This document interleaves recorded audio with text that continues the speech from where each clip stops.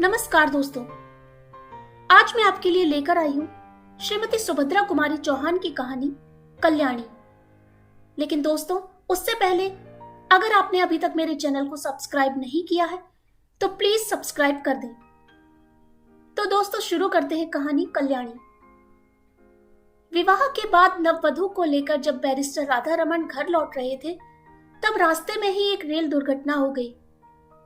कई बाराती घायल हो गए। दो का तो घटना स्थल पर ही अंत हो गया।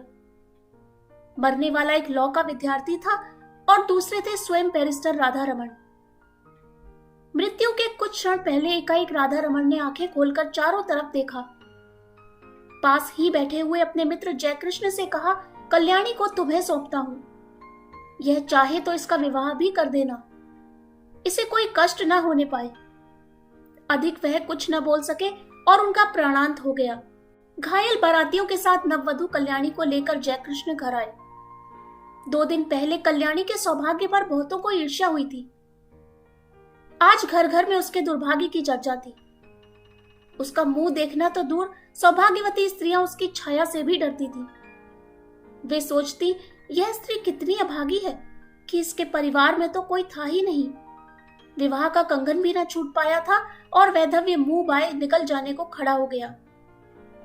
वरना क्या उसी दिन उसी ट्रेन में रेल दुर्घटना होनी थी? कुछ भी हो, घर घर बड़ी बूढ़ी स्त्रियों में यही चर्चा थी कि यह अपने सत्यानाशी पैरों से जिस घर जाएगी उसी घर में कोई दिया जलाने वाला न रह जाएगा। धीरे धीरे यह बात जयकृष्ण की पत्नी मालती ने भी सुनी। पति और संतान के लिए हिंदू नारी क्या नहीं कर लेती। उसके कल्याण के लिए अपना तन मन सभी कुछ न्यौछावर कर सकती है, प्रसन्नता से। और जिस बात में उनके किंचित मात्र भी अहित की आशंका होती है, वह काम हिंदू नारी कभी कर ही नहीं सकती। मालती का जी अंदर ही अंदर घबरा उठा। वह क्या करे? उसे तो अभागिन कल्याणी पर भी दया आती थी। किंतु जिस दिन जयकृष्ण का जरा सिर दुखता था, बच्ची उपमा जरा भी अनमनी हो जाती, उस दिन ऐसा जान पड़ता जैसे कल्याणी का दुर्भाग्य मुंह खोले उसे निगलने को दौड़ा आ रहा है। पर उपमा को यह अपनी चाची कल्याणी बहुत अच्छी लगती थी। कल्याणी के आने के बाद उपमा सदा उसी के पास रहती खेलती, उसी के हाथ से नहाती और दूध पीती। रात में सो जाने के बाद ही मालती उसे ले जा सकती थी। वह बालिका जागते में अपनी चाची को छोड़ना ही न चाहती थी। मालती को यह बात पसंद नहीं थी। वह नहीं चाहती थी कि उपमा उससे इतनी हिलमिल जाए। दबी जबान में उसने कई बार पति से कहा, कल्याणी को कहीं भेज दो। किसी की जवान विधवा आज 6-6 महीने से अपने घर में है, लोग क्या कहते होंगे। और जयकृष्ण सदा हंसी में टाल देते, तुम क्यों घबराती हो? कहने वाले मुझे ही तो कहेंगे, विधवा जवान हो या बूढ़ी, तुम्हें तो कोई कुछ भी ना कहेगा। किंतु जिस बात से मालती सबसे अधिक डरती थी, वह बात जयकृष्ण से कभी ना कह सकी। वह कैसे कहे कि वह भी इन बूढ़ियों की बात पर विश्वास करती है। उसे रात दिन अपने पति और बच्ची के अमंगल की आशंका बनी रहती। धीरे धीरे 7 महीने बीत गए और जयकृष्ण कुछ भी निश्चय न कर सके कि वे कल्याणी के लिए क्या करें। एक दिन नगर के किसी प्रतिष्ठित व्यक्ति के मर जाने से ऑफिस बंद हो गया और वे समय से बहुत पहले घर आ गए। नीचे कोई न था, ऊपर उपमा की आवाज आ रही थी। सोचा वे लोग ऊपर होंगे। ऊपर गए, सीढ़ियों पर चढ़ते ही देखा कल्याणी नहाकर बाल सुखा रही है। खूब लंबे घने काले केशों के बीच गोरा गोरा मुंह बिल्कुल चांद सा लग रहा था। बड़ी बड़ी आंखों में एक विशेष प्रकार का आकर्षण था। ऐसा सौंदर्य तो जयकृष्ण ने कभी देखा ही ना था। अंग प्रत्यंग से यौवन जैसे फूटा सा पड़ता था। क्षण भर निहारने का लोभ जयकृष्ण संवरण न कर सके और तभी कल्याणी की नजर जयकृष्ण पर पड़ी। उसने सिर ढक लिया। लज्जा की लाली उसके चेहरे पर दौड़ गई। उसका सौंदर्य दूना हो गया। इधर जयकृष्ण का अधीर मन बेकाबू हो चला। वे अब सीढ़ियों से ऊपर जाकर कुर्सी पर बैठ गए। कल्याणी से बोले, मुझे तुमसे कुछ बात करनी है कल्याणी। कल्याणी मरी जा रही थी। वह नहीं चाहती थी कि जयकृष्ण उससे ऐसे समय में कोई भी बात करे जब मालती घर में नहीं है। बात चाहे कुछ भी ना हो, पर मालती को संदेह जरूर होगा, यह कल्याणी जानती थी। वह इसलिए चुप थी। पर जयकृष्ण फिर बोले। उनकी आवाज भारी और स्वर कांप रहा था। कल्याणी, मृत्यु के समय राधा रमन तुम्हें मेरे हाथों सौंप गए हैं। मेरा कर्तव्य तुम्हें सुखी बनाना है, किंतु सुख का मार्ग तो तुम्हें ही निश्चित करना होगा। कल्याणी ने आंखें उठाकर जयकृष्ण की तरफ देखा, किंतु देख न सकी। उनकी आंखों में उसने कुछ देखा। उसे अच्छी तरह न जान सकी कि क्या था, किंतु उस दृष्टि में कुछ था जिससे कल्याणी सिहर उठी। एक प्रकार की बिजली सी उसके सारे शरीर में दौड़ गई। यह उसका पहला अनुभव था। कल्याणी ने कहा, आप जो ठीक समझे करें, मैं कुछ नहीं जानती। अच्छा होता आप बहन जी के आने पर मुझसे बात करते। वे सुशीला बहन जी के घर गई हैं। अच्छा, उनके आने पर ही मैं बात करूंगा, कहते हुए जयकृष्ण बाहर चले गए। मालती को यह बात मालूम होगी या स्वयं कल्याणी कह देगी, किंतु अगर आते ही उपमा ने कह दिया कि बाबू चाची के पास ऊपर बैठे थे तो तुरंत तूफान खड़ा हो जाएगा। इसलिए कल्याणी उसे कहानी कहकर बहलाने लगी। कल्याणी को लेकर कभी घर में तूफान खड़ा हो जाता तब उसका जी चाहता था कि धरती फटे और वह समा जाए। वह नहीं चाहती थी कि वह उनके सुखमय जीवन में विषाद का कारण बने, इसलिए सबसे छिपी छिपी रहती थी। वह यही चाहती थी कि किसी को उसके अस्तित्व का पता ना चले। अभागिन नारी, जिसे परमात्मा ने सौंदर्य देते समय इतनी उदारता दिखलाई थी, उसके भाग्य में सुख का एक क्षण भी ना लिखा था। सुशीला के यहाँ मालती को बहुत सी बातें सुनने को मिली। सुशीला की सास ने यहाँ तक कहा, दुल्हन तुम्हें तो अभी अच्छा लगता होगा, सहेली मिल गई है, पर वह कुलच्छिनी है, तुम्हारा घर भी चौपट कर देगी। उस छूत को निकाल बाहर करो। मालती निश्चय करके लौटी थी कि आज वह जयकृष्ण से जरूर कहेगी कि अब वह कल्याणी को अपने घर में न रख सकेगी। बहुत दिन रह चुकी। लौटते ही उसने देखा कि जयकृष्ण कमरे में लेटे अखबार पढ़ रहे हैं। उसने अंदर आकर घंटी की बटन दबा दी। उपमा सो गई थी। कल्याणी नीचे आई। मालती ने उसे चाय तैयार करने को कहा।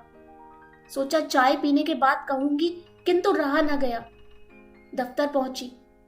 जयकृष्ण ने अखबार रख दिया। पत्नी का वे बहुत आदर करते थे। मालती पास जाकर बैठ गई। बोली, मैं अभी सुशीला के घर गई थी। सब लोग इस बात से बहुत असंतुष्ट हैं कि हम लोग कल्याणी को अपने घर में रखे हुए हैं। वे लोग कहते हैं कि उसे कहीं और भेज देना चाहिए। जयकृष्ण की भ्रुकुटी टेढ़ी हो गई। उन्होंने कहा, तो जाकर उसे हाथ पकड़कर निकाल दो। उनके स्वर में रूखापन था। उन्होंने करवट बदल ली। मालती चुपचाप चली गई। उसने सोचा, जान पड़ता है कि यह जीवन भर के लिए यहाँ आई है। कल्याणी चाय तैयार करके चाय की मेज पर सजाकर ऊपर चली गई। चाय पीते पीते जयकृष्ण ने पत्नी से कहा, जिसे ईश्वर ने ही कष्ट देने में कोई कसर नहीं की, उसे हम और क्या कष्ट दे। मरते समय राधा रमन उसे मेरे हाथों सौंप गए हैं। कुछ दिन और बीत जाने दो, 1 साल के बाद वह जो चाहेगी वही कर देंगे। पढ़ना चाहती है तो वहां भेज दूंगा, चाहेगी तो उसका पुनर्विवाह भी कर सकते हैं, पर वह मुझे या तुम्हारी बच्ची को नहीं खा सकती। बेफिक्र रहो। लोग कहते हैं बकने दो। दुनिया में हर किसी को प्रसन्न रखने की कोशिश करने वाला किसी को भी प्रसन्न नहीं रख सकता। मालती बोली, मैं यह नहीं कहती कि उसे आज ही कहीं भेज दो, पर 15 दिन बाद मुझे माँ के घर जाना पड़ेगा। मेरी भतीजी का ब्याह है। कल्याणी यहाँ अकेली रहेगी।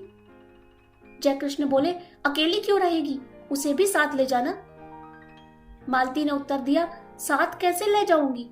सगुन साइत के दिन लड़की पर इसकी छाया पड़ी तो?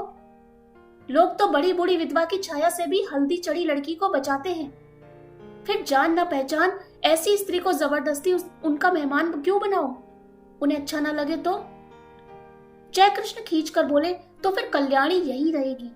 बुधिया की माँ को दिन भर रहने को कह देना, उसे कुछ और पैसे दे दिए जाएंगे। ना चाहते हुए भी आखिर एक दिन कल्याणी को घर में अकेली छोड़कर मालती को जाना पड़ा। जाते समय बुधिया की माँ को उसने अच्छी तरह समझा दिया कि बाबूजी को खाना वही परोसेगी। कल्याणी से भी कह दिया था कि वह बाबूजी से जैसा पर्दा करती है वैसे ही करती रहे और बुधिया की माँ दिन रात यहीं रहे। मालती चली गई। अब जयकृष्ण प्रायः देर से जाते और जल्दी लौट आते। कभी कभी वे दफ्तर जाते ही नहीं। यह बात ध्यान देकर कल्याणी ने देखी। बुधिया की माँ जो चौकीदारी पर नियुक्त थी वह कुछ समझ न सकी। पहले ही दिन खाना परोसने गई थी। जयकृष्ण की एक डांट लगते ही लौटकर बोली, बहू तुम ही परोसो, मुझसे न बनेगा, बाबूजी खुनसात हैं। कल्याणी को खाना परोसकर खिलाना ही पड़ा। यही तो जयकृष्ण चाहते थे। खाना खाते खाते जयकृष्ण बोले, कल्याणी तुमने अपने भविष्य के विषय में क्या निश्चित किया है, कुछ कहोगी? कल्याणी संकोच के साथ बोली, मैं क्या निश्चय करने लायक हूं, मुझे दुनिया का अनुभव ही क्या है। गांव में विधवा मौसी के साथ रहती थी, एक दिन वहीं सुना कि मेरा विवाह होने वाला है। किससे होने वाला है नहीं जानती थी, फिर आप लोग ब्याहने आए और जो कुछ हुआ सब आपके सामने है। तब से आपके ही आश्रय में हूं। आपको छोड़कर, आपके इस घर को छोड़कर कहीं कोई मेरा अपना नहीं है। सुना है विधवा मौसी भी अब इस संसार में नहीं है। फिर मैं क्या निश्चय करूं, आप ही कहिए। जयकृष्ण बोले, शादी होना ना होना दोनों बराबर है। पति की तुमने अच्छी तरह शायद शक्ल भी ना देखी होगी, पुनर्विवाह करना चाहोगी? कल्याणी बोली, पुनर्विवाह? विवाह से सुख मिलने वाला होता तो मेरे पति उसी दिन रेल से न कटकर मर जाते, कहकर ठंडी सांस ली।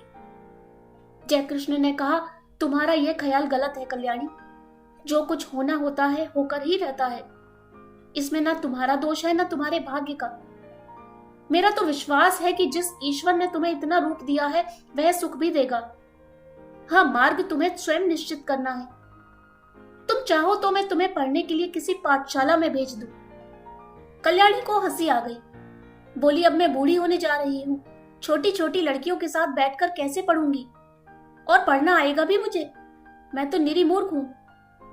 यह हंसी ना थी, बिजली कौंध गई थी। जयकृष्ण ने कल्याणी को आज तक कभी हंसते ना देखा था। वे सिर से पैर तक सिहर उठे। बहुत संभल कर बोले, कोशिश करने से सब कुछ आता है कल्याणी। फिर भी तुम खूब सोच विचार कर मुझसे शाम को अपना निश्चय कहना। शाम को भोजन के बाद रात को बहुत देर तक कल्याणी और जयकृष्ण बातें करते रहे। पहरे पर नियुक्त बुढ़िया पड़ी हुई खर्राटे भर रही थी। कल्याणी ने कहा, पति को मैं प्रेम न कर सकी क्योंकि संयोग और वियोग में केवल 2 ही दिन का तो अंतर था। हाँ, दया भाव से ही प्रेरित होकर उन्होंने मेरा पानी ग्रहण किया था, इसलिए उन पर मेरी अपार श्रद्धा पहले से थी, अब भी है। किंतु प्रेम से तो मेरा प्रथम परिचय उसी दिन हुआ जिस दिन आप सीढ़ियों पर चुपचाप खड़े थे। आप विश्वास मानिए कि मैं आपको जितने श्रद्धा भाव से देखती हूँ उतना ही आपसे प्रेम भी करने लगी हूँ। फिर भी आपके साथ मेरा पुनर्विवाह असंभव है। क्यों कल्याणी, तुम्हें आपत्ति क्या है? भर्राई हुई आवाज में जयकृष्ण ने पूछा और कल्याणी के हाथ अपने हाथ में ले लिए। कल्याणी ने तुरंत अपना हाथ छुड़ा लिया और संदिग्ध दृष्टि से जयकृष्ण की ओर देखा। जयकृष्ण को अपनी भूल मालूम हो गई। दोनों कानों में हाथ लगाकर बोले, भूल स्वीकार करता हूं, अब कभी ना होगी। फिर कुछ रुककर कहा, कल्याणी तुम मुझसे कभी न डरना, तुम्हारी इच्छा के विरुद्ध मैं तुम्हें कभी न छूऊंगा। पर यह बताओ कि जब पुनर्विवाह करने में तुम्हें कोई आपत्ति नहीं है और तुम मुझे प्रेम भी करती हो, तब तुम्हारा पुनर्विवाह मेरे साथ क्यों असंभव है? असंभव इसलिए है कि आप विवाहित हैं, कल्याणी ने निश्चय के स्वर में कहा।